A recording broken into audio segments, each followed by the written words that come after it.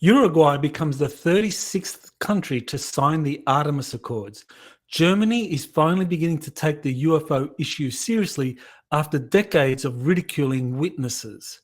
The sources that leaked the Majestic Documents have been confirmed to be CIA operatives. The Sol Foundation is not ready to hear experiencers share their story at the next event in Washington, D.C. Congresswoman Anna Luna reveals how she learned UFOs were non-human in origin. A Russian researcher exposes ancient, underground, and space non-human civilizations. These and other stories on Exopolitics today, the Week in Review. You're listening to Exopolitics Today with Dr. Michael Salla, your source for the uncensored truth regarding the human, extraterrestrial, global, and political agenda. Click the like button and subscribe to this channel. And now, here's Dr. Michael Salla. Welcome to the February 24 edition of Exopolitics Today, the Week in Review. There's been quite a number of very interesting stories that deal with exopolitics this week, so I will try to keep them brief so that we don't go over an hour like I did last week. So let's start off with this story on February 17 that Uruguay becomes the 36th country to sign the Artemis Accords. So Uruguay's signature is just one more confirmation that the United States and NASA, in terms of the opinion and the leadership of the other countries that have space programs or are wanting to set up space programs in the future, that they recognize that this is going to be something that the US and NASA are going to dominate for the next few decades. And what's very important is that the Artemis Accords also give a framework for protecting corporations that set up space programs in these countries for them to have safe havens, not only for conducting their space activities out of countries like Uruguay, but also in terms of ensuring that you don't have the prying eyes of the US Congress, or more importantly, the US military finding out what's going on with these corporations. Because I think that's going to be the really big challenge in the decades ahead as we move into a spacefaring civilization where you have corporations, private entities out in space doing all sorts of things that these corporations that are going to run these programs, they're going to want the protection of the US military in conducting their space affairs, because having a space military is a very, very expensive thing. So from their side, they want to be able to have the protection of the US Space Command, which is setting up a kind of multinational integrated space program that's called the Combined Space Operations Initiative.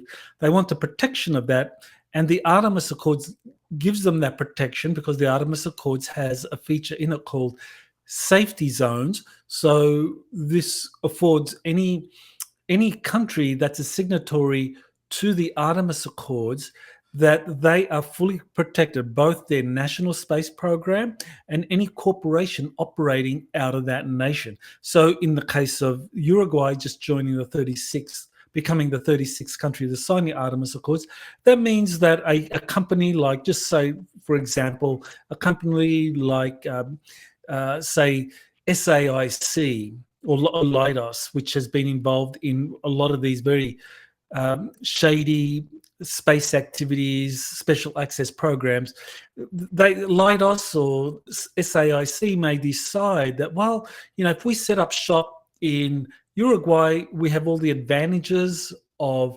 having the protection of Space Command for our activities in space. We also have a country that provides us the kind of umbrella for us, for all of our activities being protected under the Artemis Accords, but you don't have any kind of the prying eyes of the US Congress or of FOIA, or as we've seen more recently, attempts by the US Congress to assert eminent domain. So that means that these corporations, as they move their space activities to these countries that are signing onto the Artemis Accords, it means that not only do they get cheaper workforce, and they also get the benefit of not having the US Congress being able to pry into their activities, and also the US military isn't able to kind of like find out what's going on in there, as they would be able to if those corporations were solely based in the US. Okay, so here's a story concerning Germany. This is a post concerning the German state broadcaster ZDF that just published a video where a European Space Agency scientist said that it was time to respect the UFO witnesses and to destigmatize the topic so that we can solve the UFO mystery. So this is a sign that finally in other countries, aside from the United States, the UFO issue is finally being taken seriously by officials, whether in government or whether in the space program there.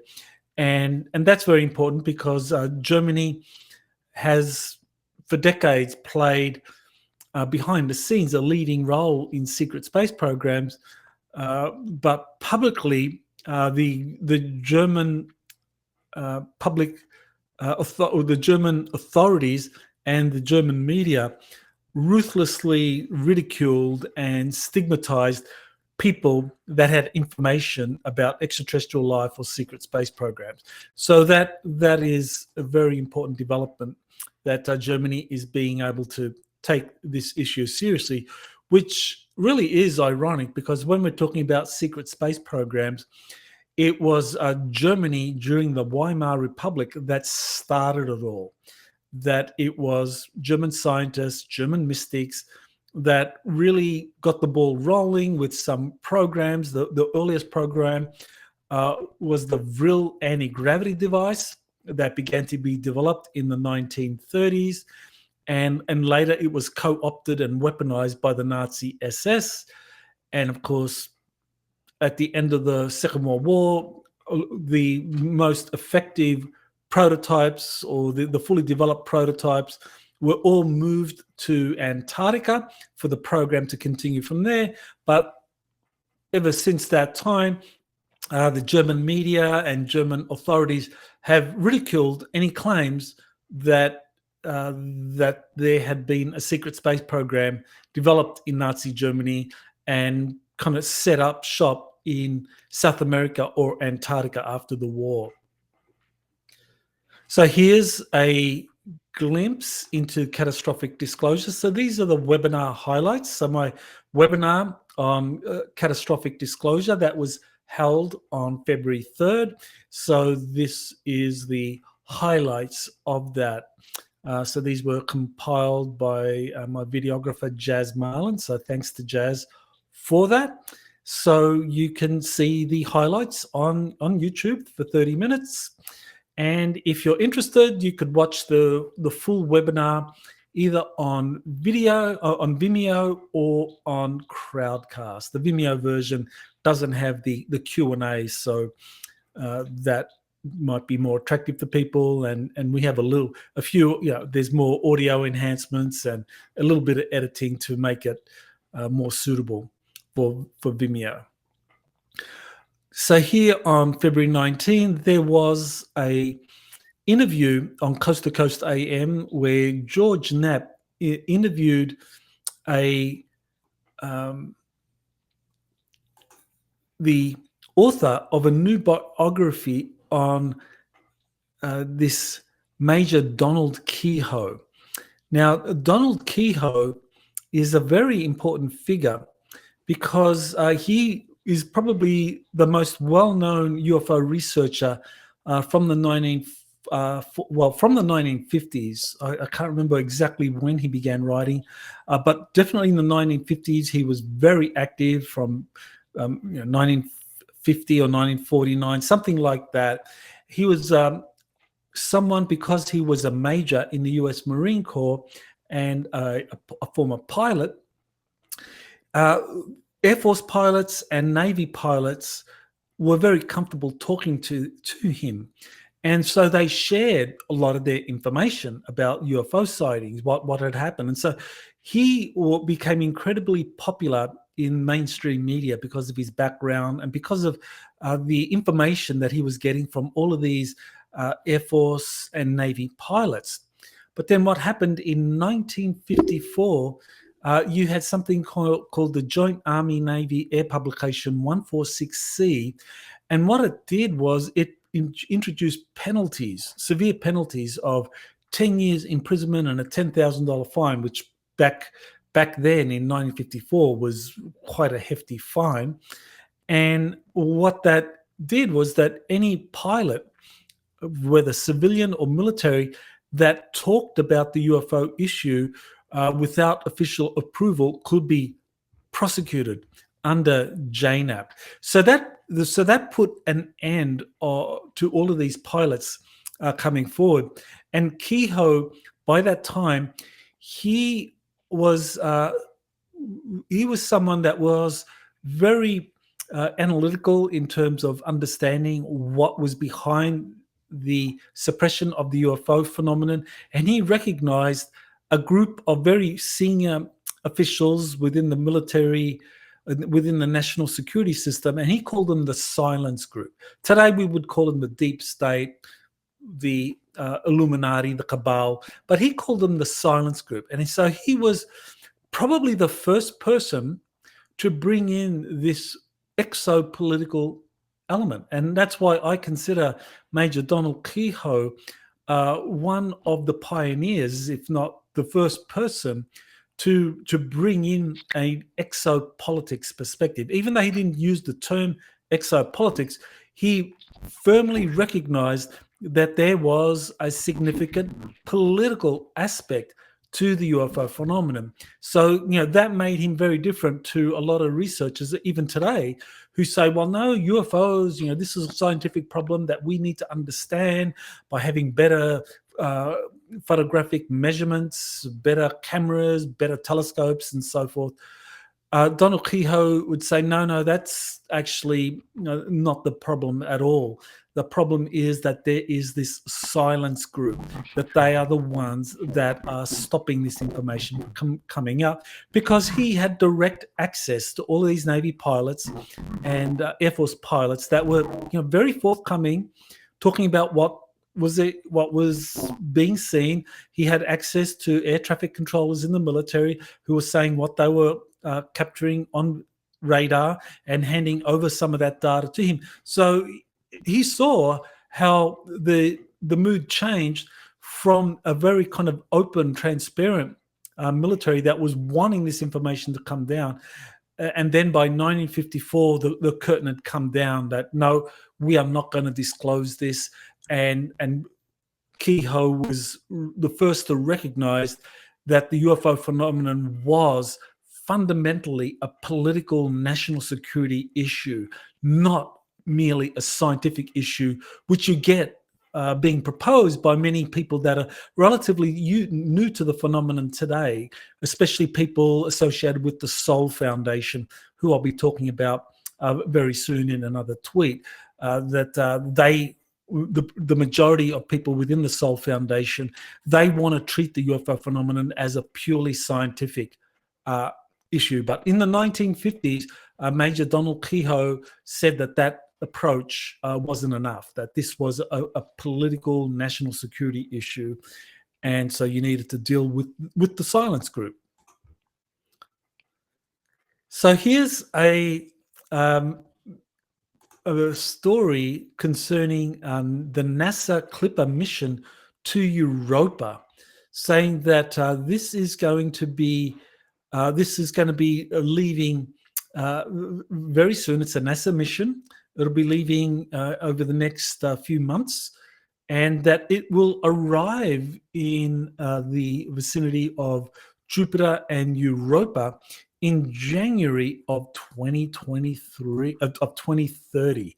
So it's saying that in 6 years' time, this mission, the Clipper mission, will send a craft, a probe, to circle around Europa, to orbit it, to take photographic data, and for that to be analyzed. And they're hoping to be able to find the signs of life on Jupiter's moon Europa.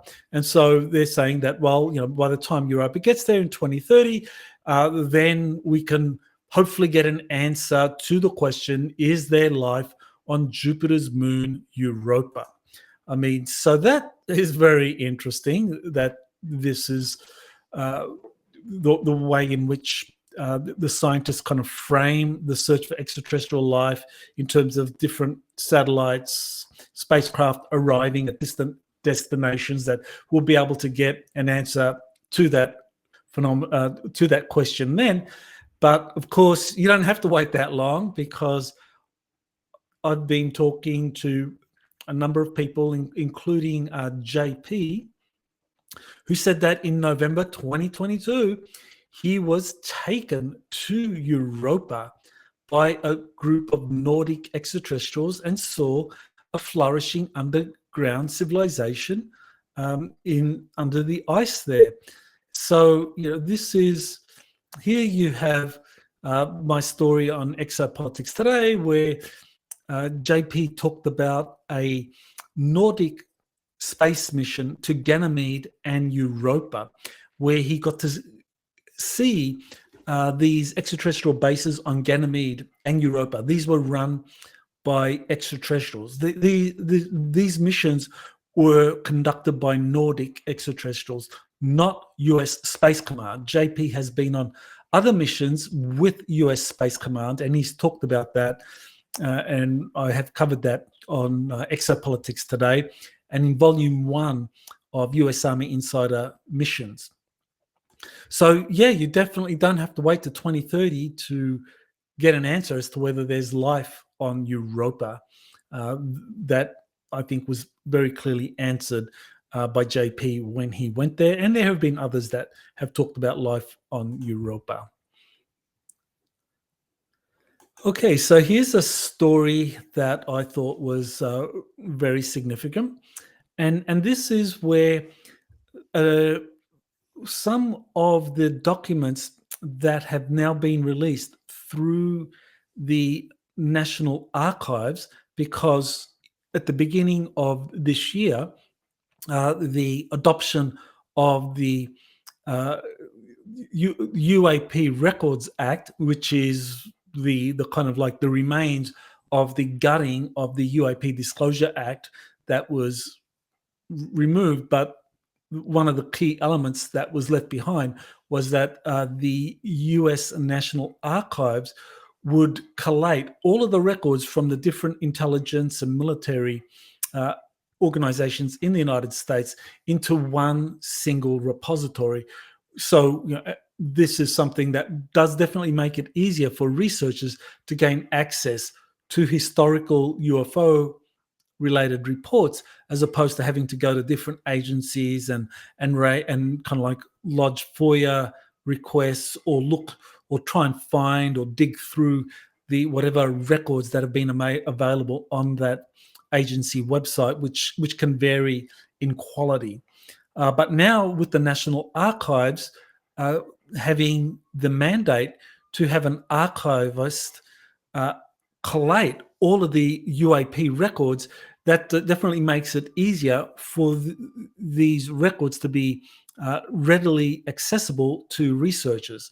So what some researchers have found is that 3 people that were involved in the dissemination of the Majestic documents that came out in the I think it was 1984 was the first one, and then later in the 1990s, that there were 3 people that were behind these Majestic documents that Dr. Robert Wood and Ryan Wood referred to on the Majestic Documents website.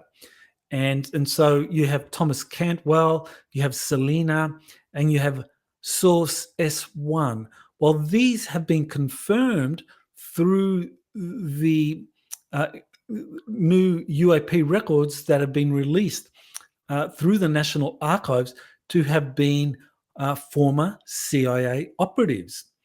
And so that actually makes a lot of sense, that people who were leaking these official documents, which the majority of which were drafts, because the way in which documents get classified often is that the final product receives a very high classification, but earlier drafts of that might have a lesser classification because clearly they're drafts, they haven't been adopted, there might have been some changes to those.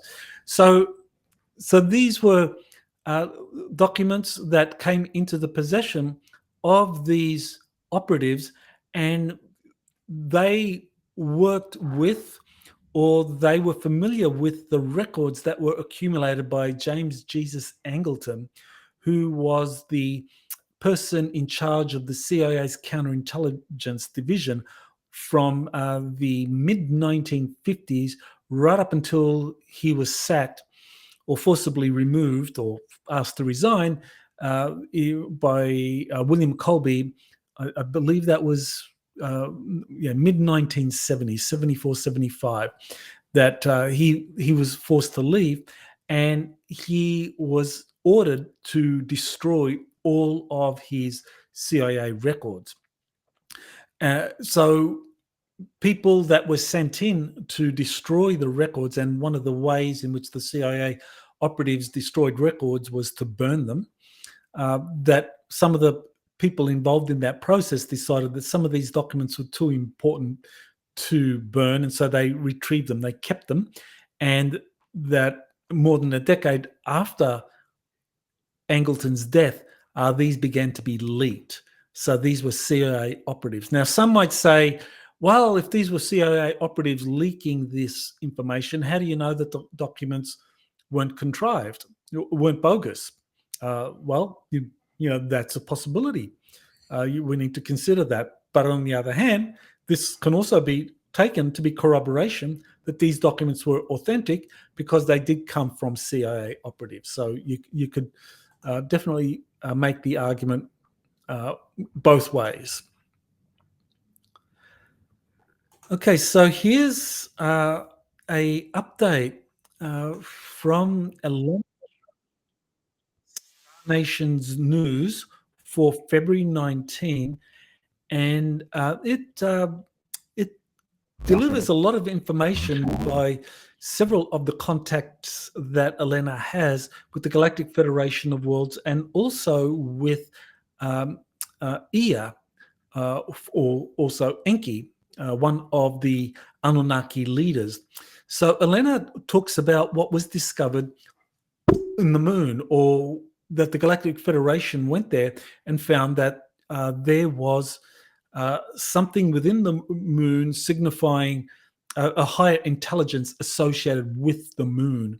And so that's very fascinating, because to me, when I heard this, it reminded me of the movie Moonfall, where you actually had this ancient technology in the moon that was kind of sentient, and it was playing a critical role in monitoring the Earth and helping the Earth achieve a certain balance, or preventing the moon from causing any problems on Earth. So Elena discussed this, and so she's saying that the moon has an intelligence in it, an organic intelligence, and it has a core purpose and functions. So she described that, as well as some of the duties of senior officers in the Galactic Federation of Worlds. So that, to me, is well worth watching, because you are going to get, I think, probably the most credible source on how galactic civilizations operate. I mean, there are many sources out there talking about multiple extraterrestrial civilizations and how they operate. But as far as I can tell, Elena Danan, Jean-Charles Moyen, JP, Alex Collier, these are some of the more credible sources in my view. And they have, in some cases, decades of experience, but they also have a lot of evidence supporting their claims. You have photographic evidence, you have a corroborating witness evidence, you have circumstantial supporting evidence, which is important in terms of corroborating this information. And I distinguish this approach from those who are putting out information about extraterrestrial life, but making no effort to corroborate any of it. They're just putting out stories. And until you make an effort to corroborate your information, then I have to consider that that is kind of like storytelling or uncorroborated. But in the case of these individuals that I mentioned, there is supporting evidence that I think makes their reports well worth investigating. So definitely take a look at the last Star Nations news update from February 19. Here is something that I wanted to draw attention to, and this is a tweet concerning a mention of the Interplanetary Phenomenon Unit that was supposedly outed. Well, it was outed by the Citizens Against UFO Secrecy that submitted FOIA requests. And these were FOIA requests that were submitted to the Air Force Office of Special Investigations and also to the US Army. And what was discovered was that there was something called the Interplanetary Phenomenon Unit.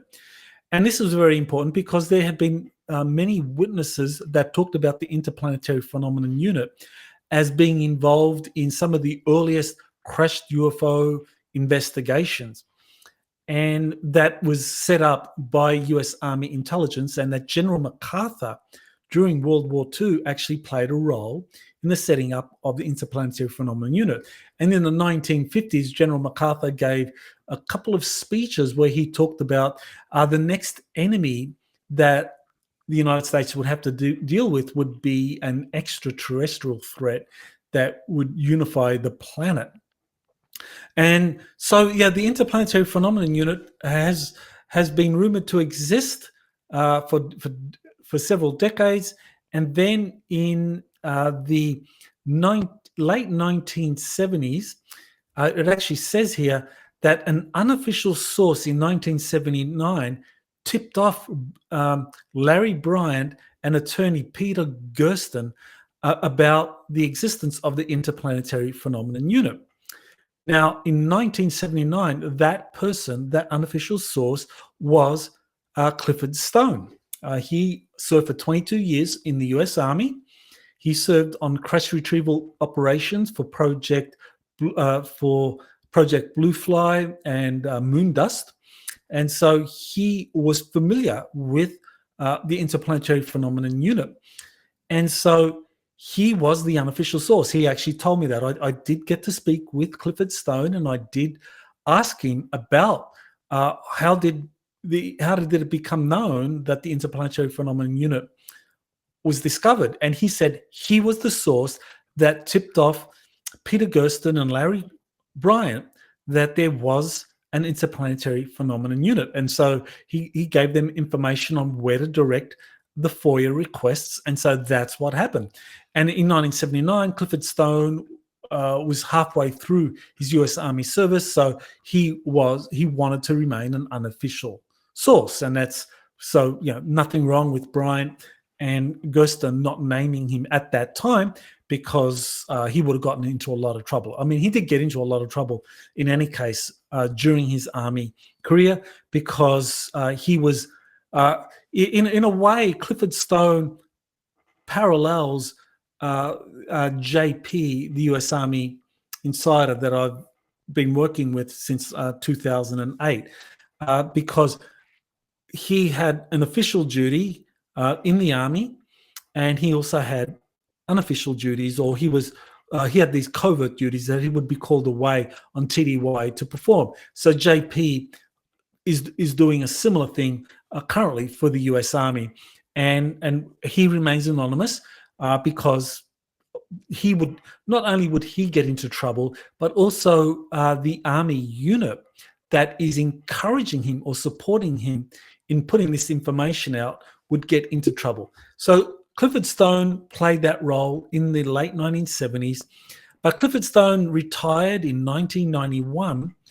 And what I have noticed is that after he retired and after he came out saying that he was involved in these crash retrieval programs, UFO researchers dumped him like a hot brick. I mean, they didn't want to have anything to do with him, which kind of I've noticed is a pattern with UFO researchers, that if a person just claims to be a UFO researcher that has dug up information relevant to what is really happening with UFOs, then UFO researchers will communicate and work with them. But when a person says that, I was involved in these programs, I was a member of these crash retrieval teams, that I actually went inside of the spacecraft and I saw the dead or the living alien bodies, and I was there trying to resuscitate them or perform whatever functions I was asked to do with them, UFO researchers kind of turn around and run away. There are a few exceptions to that. Leonard Stringfield was one of the exceptions to that. He was a researcher that began to talk about UFO crash retrieval operations in the 1980s and 1990s. But other than him, most UFO researchers would not give the time of day to experiences. And that prejudice, unfortunately, continues to exist, as I will very soon talk about. Okay, so here, and this is exactly what I wanted to say, that this is where we get this situation concerning how the UFO research community deals with experiences. So what I'm going to do now is show you a short video clip where Whitley Schreiber talks about the Soul Foundation and its attitude towards experiences like him. So play that, Jazz. I think I'm satisfied with where it is. Yeah, I'll say that to begin. Okay. I was not allowed to ask to speak at the Soul Foundation, and so I asked questions instead to make the presence of the experiencers known. And I know Gary Nolan pretty well. We're friends. I consider him a friend, a good friend, in fact. And we talked about it, and he said the problem is that there were a lot of people at that conference who simply wouldn't be comfortable listening to an experiencer talk because they are not ready to deal with the idea that there might be somebody coming out of these things. And I understand that. And we have to take it step by step. The next conference is going to be in Washington. And once again, I don't think experiencers will be involved. And if experiencers are involved, I'm thinking that it might be someone soft first, because there are people with softer experiences than I've had. Mm-hmm. I'm the kind of guy who, so I'm like a roach. So there you have Whitley Schreiber talking about the Soul Foundation, which has really presented itself as the premier institution for studying the UFO phenomenon using established scientists from the natural sciences and from some of the social sciences, but predominantly it's the natural sciences. And what they're saying is that experiences, this is not something that they're ready to hear, that this will be that their second symposium or meeting that's going to take place in Washington, D.C., is not likely to have any experiences like Whitley Schreiber, who has, of course, he's a world-famous author who's well known for talking about his abductions by these enigmatic rays that, he says it straight out. He says he was raped and subjected to horrible experiences. And so that the Soul Foundation scientists, they're not ready to look at that seriously, that they want to still stick to this kind of like empirical scientific method where they want to refer to data, scientific data about the UFO phenomenon to just prove that this phenomenon is real, that it is worth rigorous scientific study and the attention of the academic and the scientific community. And, I can understand where they're coming from because, frankly, a lot of the academic community does have their head in the sand and they really have a lot of difficulty taking this issue seriously.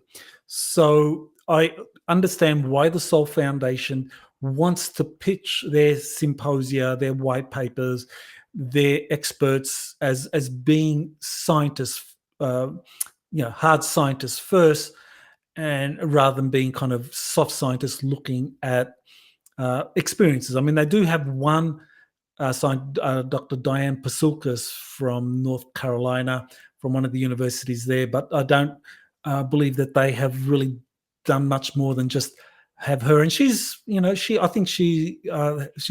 a couple of books, and she's talked about some of the experiences. But what I've found from the information Diane Pasulkas has put out, as well as Whitley Schreiber, is that they tend to focus on abductees.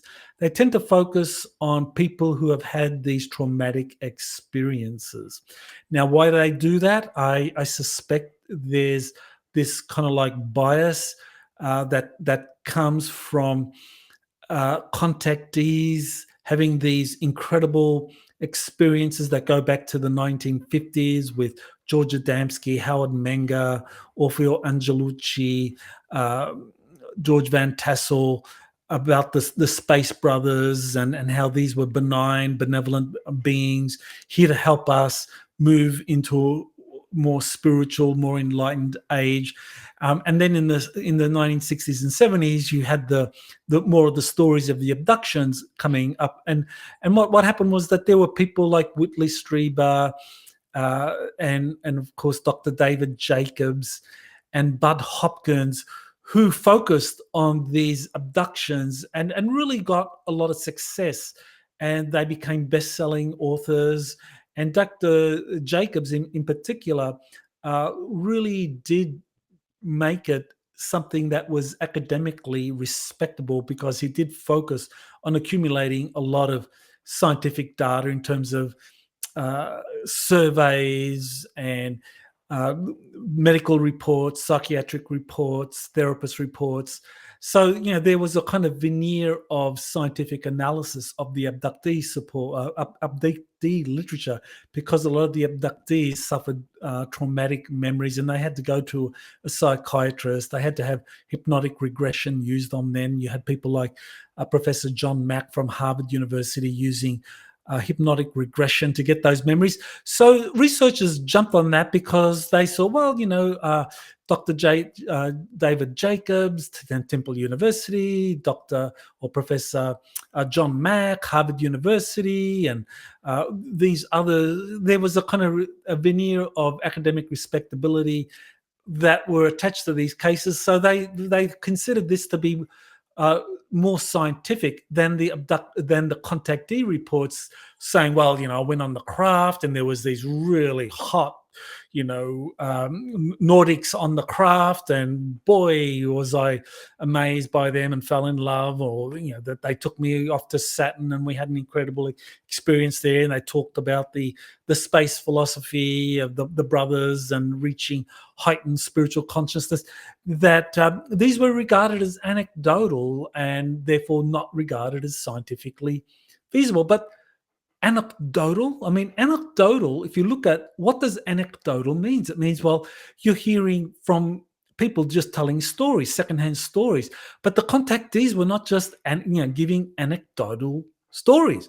They were eyewitnesses to these spacecraft landing, and in some cases they were able to take photographs to support their experiences. And so this is where you've had a kind of a dishonesty, to my mind, as far as the academic community is concerned, and what we're seeing with the Sol Foundation, that experiencer reports are not taken seriously, that they're considered to be anecdotal. But no, these are eyewitness reports concerning a cover-up at the highest level of the US national security system. That if we go back to Maj Donald Keyhoe, he talked about the silence group. He talked about in the 1950s, there was a silence group covering this up.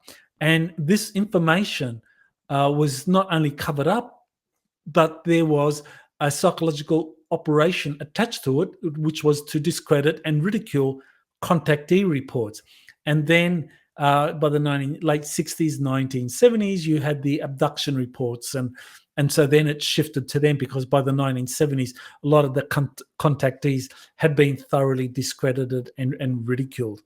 So overall, the Sol Foundation, I understand why they are doing what they're doing. They're pitching it as towards a skeptical academic community. But after 7 decades of contactee experiencer reports, I think they deserve a fair hearing. I think that they deserve to be heard. And I do not agree with the Sol Foundation's approach of removing experiencer testimonies from their next meeting coming up sometime in 2024. So Anna Luna, she is a House representative from the state of Florida in the US Congress, and she describes how she participated in briefings, national security briefings, where she learned that UFOs are of non-human origin, and that's based on the classified info that she received. Now, the important thing here is that she was told that the origin of the UFOs, some of them, are non-human.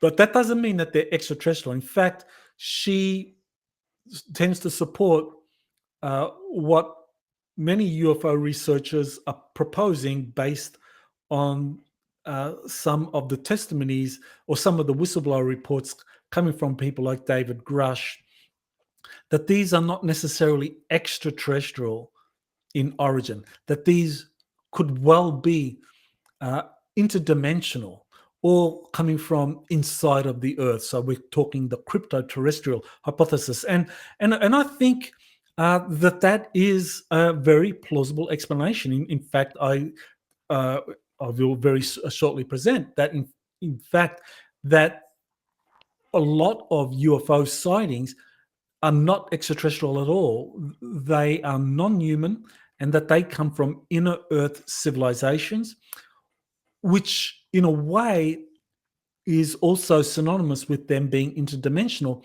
because some of these, or actually many of these inner Earth civilizations actually occupy a different dimension. That as you go deeper and deeper into the Earth, there is a shift in the vibrational frequency, that the Earth, I believe, actually, as you go deeper into the Earth, you go higher and higher in density, in consciousness. So some of the inner Earth civilizations, let's just say, for example, Shambhala. Everyone knows or has heard of Shambhala, that operates in the inner Earth, but at a 5th density in the inner Earth, closer to the core of the Earth, according to the information that's come through in this book series authored by Radu Cinema. One of his books is titled Inside the Earth, and he describes the process whereby the inner Earth is layered in terms of these different dimensions. So the surface of the planet is a 3rd density, and we all know what 3rd density is. But as you go deeper and deeper into the Earth, you get 4th density. You have this kind of etheric 4th density, and as you go deeper and deeper, you get to the 5th density, and so forth. So, in other words, some of the advanced spacecraft that come from the inner Earth appear on the surface as kind of like what looked to us to be three-dimensional, and some of those have crashed. So this is where you actually have the origin of some of the crashed spacecraft are not from a extraterrestrial civilization, but from the inner Earth, from a higher dimension. So that's an aspect, but that doesn't mean that you can't also have extraterrestrial from other planets, such as Zeta Reticulum or the Pleiades or whatever. So I think we cannot exclude any particular source that they come from all of these. Now, one of the things that Anna Luna described was how when she was and other members of Congress went to a U.S. Air Force base in that's Eglin Air Force Base in Florida, that she and other members of Congress, when they were being briefed by the head of Eglin Air Force Base, the commander, that there were these men in black that were there to intimidate, to silence. And in fact, that the commander of Eglin Air Force Base at some point decided that he would just go on leave. So, I mean, that's extraordinary that the commander of an Air Force base, while members of Congress are visiting and asking for answers to questions, suddenly decides, I have a leave, of quite a lot of leave, and I'm just going to go on leave right now, and you can talk to my subordinate who knows absolutely nothing about these issues and will not be able to tell you anything, but I got to leave because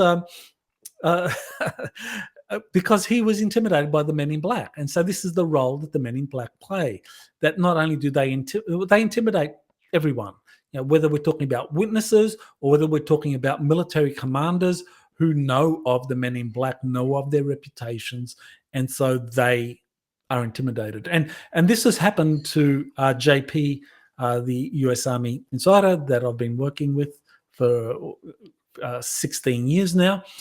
He's said that, the men in black have shadowed him, intimidated him, tried to get him to shut up because they know that he's talking to me and his information is getting out. But the military white hats that he works with are asking him to reveal this information. So it is a challenging thing, and he has been targeted. He's been subjected to 2 assassination attempts. So when Representative Anna Luna says that the commander, I think he's a brigadier general of Eglin Air Force Base, suddenly decided to take leave, he knows that the men in black, that they can come after you or your family. So he took himself out of the picture, and the members of Congress that were there trying to find out about UFO-related programs didn't get very far at all. But she confirmed that the men in black phenomenon is very real, and that UFOs, some of them are non-human in origin. So thanks to Anna Luna for confirming that. Okay, so here's a video that JP has released. This is where JP is going to be releasing more videos, more photos through he's created a YouTube channel and an Instagram account. And you can go to this video on my Twitter feed to find his Twitter account or YouTube channel. And so he's going to be releasing more and more videos where, in addition to revealing information through the interviews that we do regularly on his updates, and that I release eventually in written form in the books, that in addition, he's going to do more videos and use his Instagram and YouTube channels to give you more clues as to what's going on without identifying people. So we JP and I think that this will be a good way for him to interact directly with the public in revealing things that he finds to be very helpful clues as to current operations happening around the planet. So you can watch that video. It goes for 3 minutes on his YouTube channel. And let me just give you that YouTube channel because I know people will ask. So that YouTube channel is called at JP1. Okay, there you go. Maybe we need to rename that. But for the moment, just go to JP1. So 3 JPs followed by a 1, and that will take you to his YouTube channel. Okay, so that is JP's update. Now, I talk about this interview I did with Dr. Anton Anfilov, who is a Russian researcher who has spoken with hundreds of Russian insiders, military personnel, talking about UFO crashes in Russia. And this is our 4th interview together. And in previous interviews, he's talked about crashes involving an underground insectoid civilization that has been on Earth for millions of years that actually predates the human presence. So in this interview, in this 4th interview we've done, he describes these insectoids that are the oldest civilization on the Earth, that they live in these inner Earth caverns. And he also talks about reptilian beings who are not as old or haven't been present on the Earth as long as the insectoids, but also are present on the Earth, and they also predate the human presence.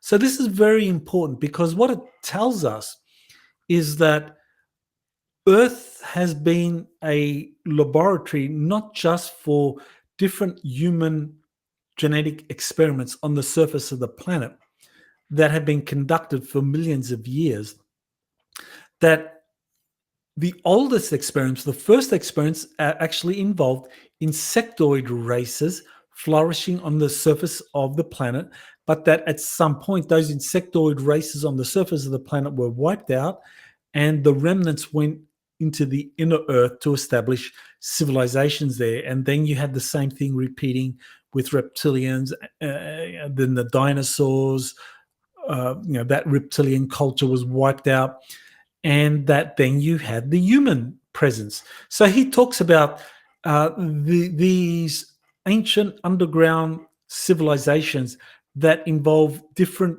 beings, insectoid, reptilians, and humans. And he describes this as a kind of a symbiote underground and space terrestrial non-human civilization.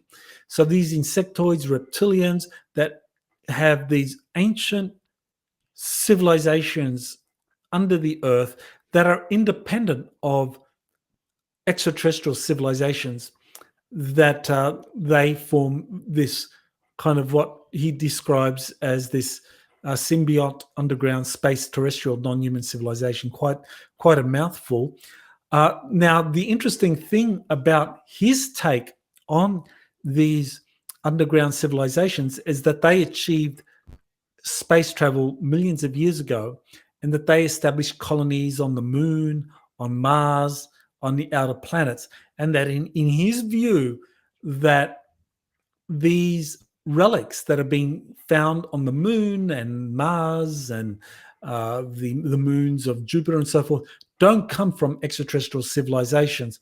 They come from this underground ancient network of civilizations that are non-human from the Earth, that they were the first spacefarers and they established a presence on the outer planets and so forth. Well, I don't agree with him on that. I think that there is a lot of evidence supporting the idea or supporting that extraterrestrial civilizations have come into our solar system for millennia, for millions of years even, and have been involved in these seeding experiments on Earth. And and I think that this has been going on for a lot of time. But this information is not mutually exclusive. You cannot have. There's no reason why you can't have both happening at the same time. And in fact, I think that is what happened. That some of those ancient civilizations or relics, archaeological remains on the moon, actually belong to this ancient insectoid race. So, and in fact, I describe a mission, several missions that JP has undertaken to an ancient space ark on the moon. And JP says that this is something that the ant civilization has known for a long, long time, and they wanted to get information about it. So the ant people, that is a non-human civilization that has extensive caverns on the Earth. So JP has talked about that. So I agree that there are these flourishing underground non-human civilizations on the Earth, but Anton Anfilov talks about these in this interview. So definitely worth taking a look at that, and also his information that corroborates that the Germans or the Nazis did establish contact with one of these civilizations, and that they had help in establishing colonies in Antarctica and South America. So well worth taking a look at that interview with Dr. Anton Anfilov. Okay, so here we have a story from NBC that says this privately built lunar lander makes history with a successful moon touchdown. So the lander, built by Intuitive Machines, touched down on the lunar surface at around 6:24 Eastern Time. And the story was that, here we go. The first paragraph, it says that it becomes the first privately built craft to touch down on the moon, as well as the first American vehicle to accomplish the feat in more than 50 years. Okay, so this is the problem here. That, I mean, how many people really believe that this Odysseus probe that has landed on the moon is the first American spacecraft to land on the moon in over 50 years? How many people really believe that in 50 years that there haven't been covert missions to the moon? I mean, if people believe that, well, I guess, they can believe anything, right?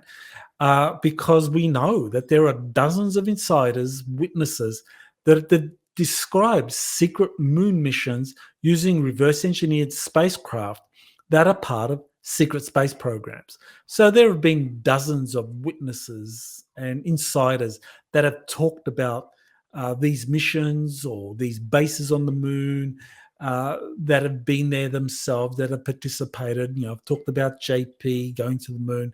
Another very credible witness is Niara Isley. I've talked about her, how she went to the moon, and she was she was abused in this US Air Force program. There have been many, many witnesses to these moon programs. And so there really have been dozens or many, many missions to the moon. Of course, you have a lot of secret space program insiders that have talked about this. Now I'm going to go to Jesse Michaels, or Michels Michaels. I'm not quite sure how you pronounce that. He's released a really insightful, well done podcast documentary of Thomas Townsend Brown. Very enjoyable. A lot of information in there about Thomas Townsend Brown, the Byfield-Brown effect, about electrogravitics. He comes out with, I thought, some very good insights about Bob Lazar. I think he's very correct that the role of John Lear in bringing out the Bob Lazar story and in introducing Bob Lazar, well, first of all, getting Bob Lazar to get a job at Area 51 in the first place, introducing Bob Lazar to George Knapp, the Las Vegas television personality, and how that information came out that Lear was a CIA operative. I mean, he was running covert operations for Air America. That was a CIA front for decades. And so John Lear was a CIA operative. I mean, he has not been shy about his CIA connections, and he's worked with Air America. And I think Bob Lazar had the right psychological profile for being part of a CIA psychological operation that would become a limited hangout. And I think that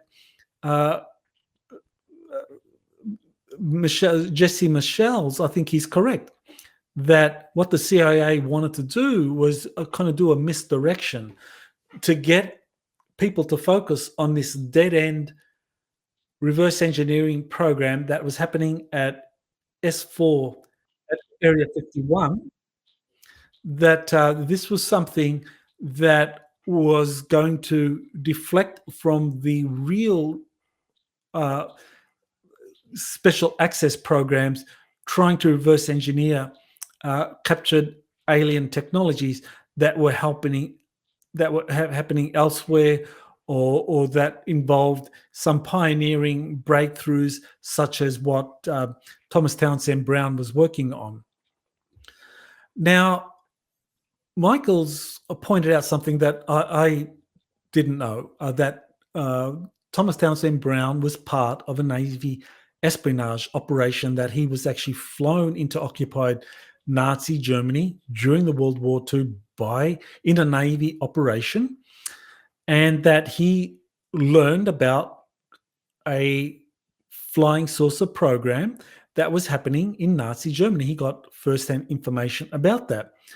Now, that was important to me because that matched information I had received from a Navy serviceman, William Tompkins, who was part of a Navy-run espionage program out of Naval Air Station San Diego. Thomas Townsend Brown talked about 27 Navy operatives who were flown into Nazi Germany and were regularly flown out on a 6-month rotation basis to give debriefings on what they had learned about the flying saucer program. So it appears that Thomas Townsend Brown was part of this Navy espionage program that we know from William Tompkins was run out of a Naval Air Station San Diego and was headed by a Rear Admiral Rico Botta. And I was able to get, through the Freedom of Information Act, 1,500 pages of Rico Botta's activities. So that was very interesting to have that corroboration that Jesse Michaels got, that Thomas Townsend Brown was part of that. Now, he spends a bit of time talking about the electrogravity propulsion system and the Thomas Townsend Brown effect for the breakthrough propulsion technologies that were part of these anti-gravity programs that were being researched using Thomas Townsend Brown's information that he had acquired from his own experiments and from his espionage mission to Nazi Germany. Now, I think that there is a big gap in this documentary podcast that Jesse Michaels put out, and that concerns torsion field physics. That the Germans were not just working with electrogravitics, they were also working with torsion field physics, and that Winifred Otto Schumann was a pioneer in both high voltage electrostatics and also high pressurized, high temperature torsion field physics. That he would rotate plasma in a high temperature, highly pressurized environment and would observe and study the torsion field effects of that, of rotating liquids or plasma at very high pressures, at very high rotations.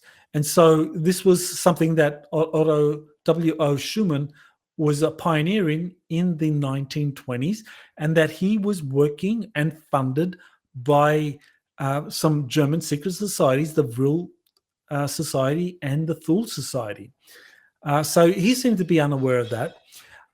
Now, because Michaels is really trying to focus on, what are the true origins of UFOs, he was looking at this kind of connection between Thomas Townsend Brown and UFO research that was linked to the CIA.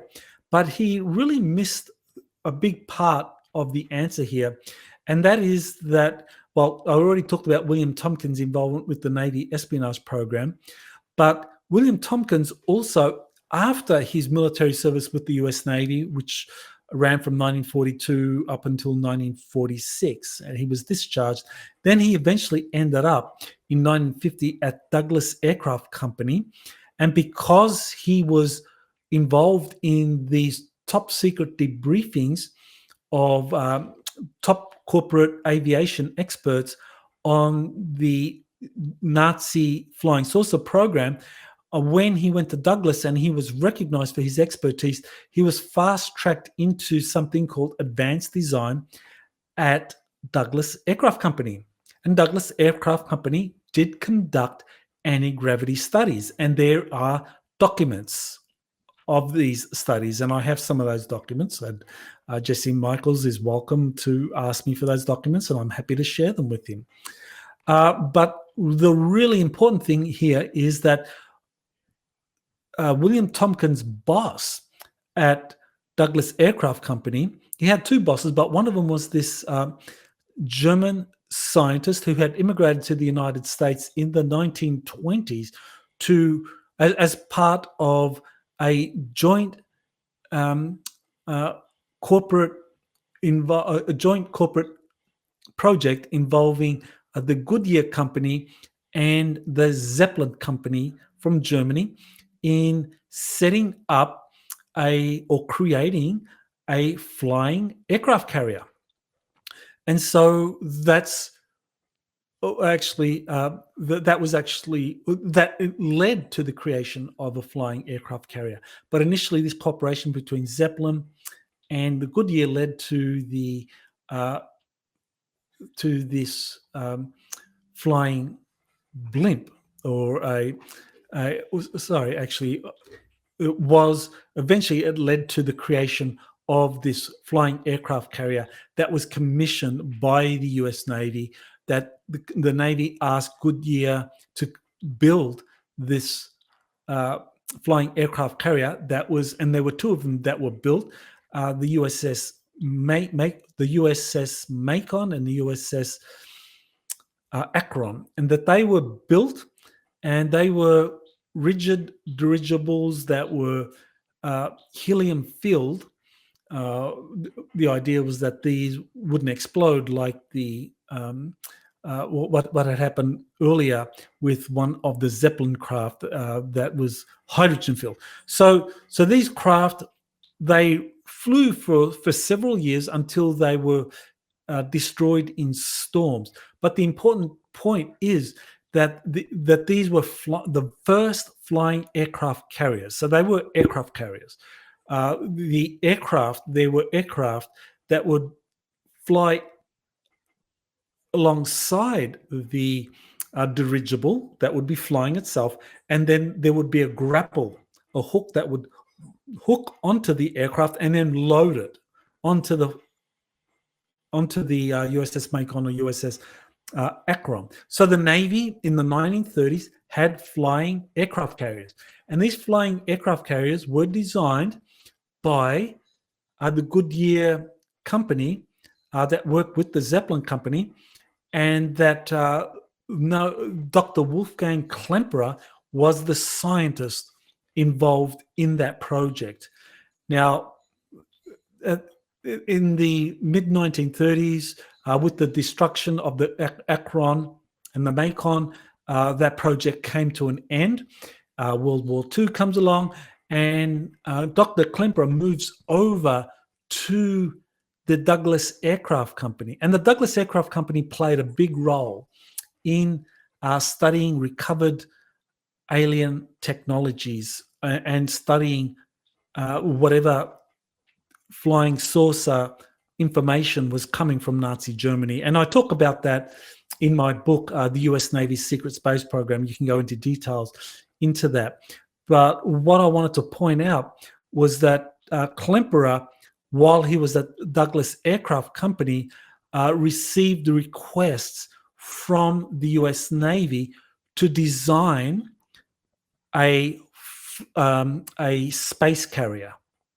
So the US Navy asked Klemperer, while he's working at Douglas Aircraft Company, that was conducting anti-gravity study, that documents show this and confirm that Klemperer was involved in these anti-gravity studies at Douglas, and he had designed the flying aircraft company, he had designed flying aircraft carriers for the US Navy in the 1930s. So in the late 1940s, 1950s, he's asked by the US Navy to build or to design space carriers.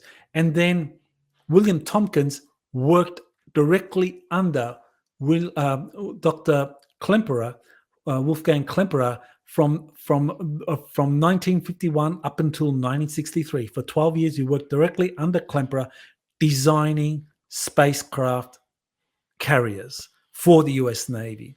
And that's the kind of backstory to the creation of the US Navy, the US Navy's secret space program. So I think if you're looking for answers to what is behind the UFO phenomenon, it's not just electrogravitic research conducted by Thomas Townsend Brown along with the CIA. You got to look at the role played by the US Navy in designing and building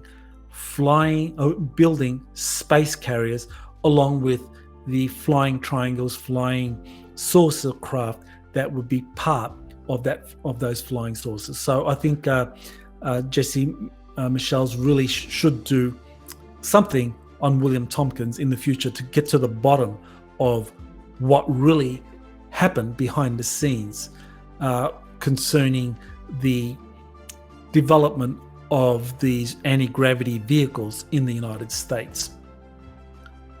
Okay, so that really was the last story. So you can just go to my Twitter feed, Michael Salla. You can go to x.com/Michael Salla to get my Twitter or X feed. So all of the references are there.